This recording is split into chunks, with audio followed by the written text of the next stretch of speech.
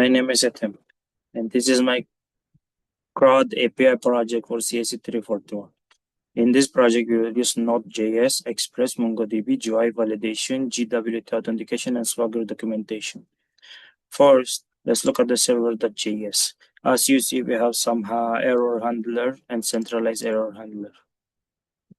If you go to validation folder, I have created some contact created validation to be able to create contact.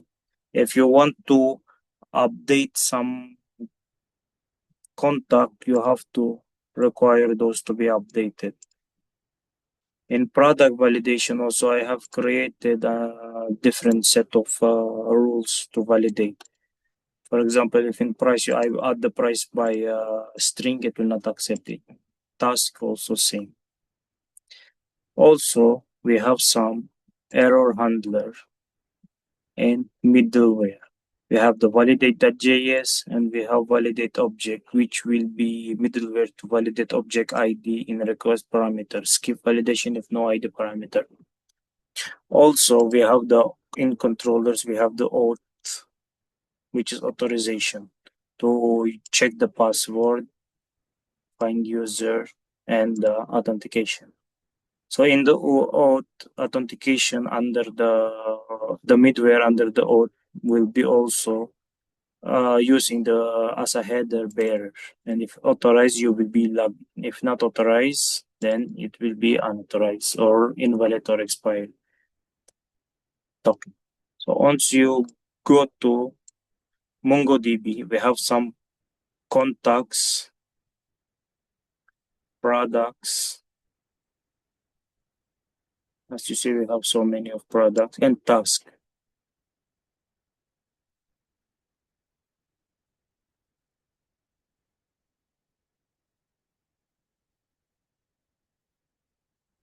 And users. So in this case, we have to upload our product to GitHub, then the render automatically will deploy. If not, you can deploy it manually in the events. So once you deploy, you have to click to this link. Then we can add API docs. Then the Swagger page will be loaded, as you see. First, if you be able to create and update contacts or whatever value you put for authorization, you have to log in to get the token. In this case, for example, I put password 1234, then execute, and you will find the error invalid credential. So we put the password, okay, let's see, admin, we put different, also invalid credential.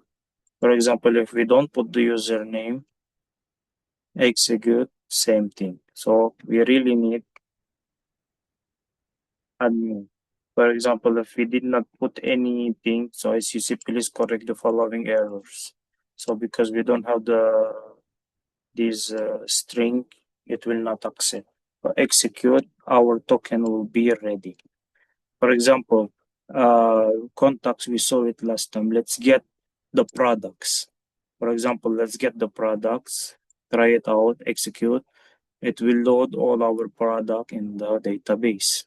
Then let's post a product. Let's try out. See, for example, let's update let's post laptop with high performance. Execute, and you will find the response status is 401, which is unauthorized.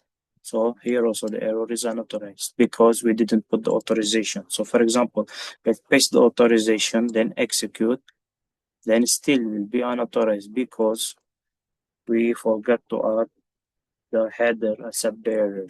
So the application will know that this is your, see, it updated it already. So for example, I want to leave the name empty, execute, it will give me name is not allowed to be empty. For example, return it and price is 1 as a string, see, it will not accept it because there will be an error. So you have to make it numbers. For example, quantity, for example, in stock empty, execute, also there will be a problem in the, it will not accept it. So you have to make it as it is. So execute after we fix everything, then our product will be created. And let's get the ID by single, and our product will be there. To update the product, also we need the product ID plus the authorization token. So let's create the authorization token, update it to gaming laptop. The price, let's say 1, 2, 3, 4. Then quantity only 2 piece. So let's update. And you see we get the code 200, which is updated. For example, let's add some, instead of E, let's add it A, execute. You will find 404 response status 404, which is product not found. Or let's say we remove the R in the bearer, execute. This time we will have the 401, which is unauthorized. Then let's fix it, and then let's make quantity 3,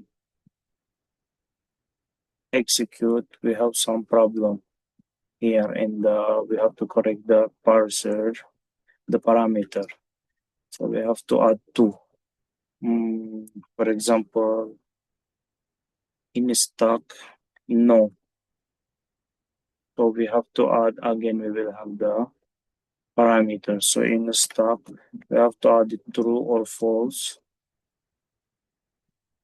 So it will be false, which is no quantity. And here you will find the created at.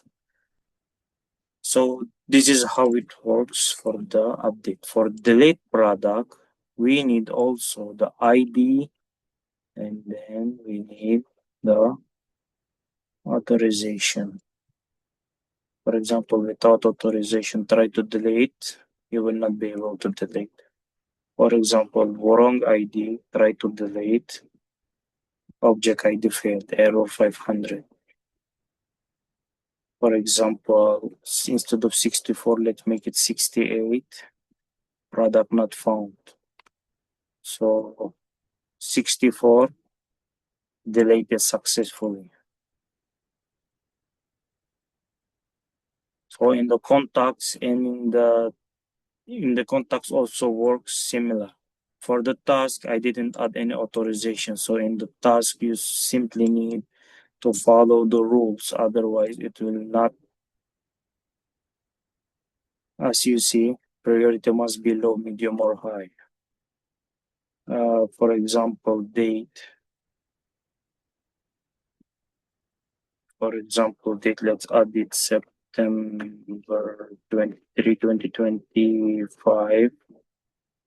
Execute. As you see, the due date must be in date format. So here also the date format, it needs to be valid. For example, the status is finished, and then execute, it will not allow you. But if I put the pending or anything which is allowed in the rule, execute, then it will completed the creation. For updating it also, it will work the same. For example, priority, leave it empty, execute, and there will be an error. So that's all from me. Thank you for watching.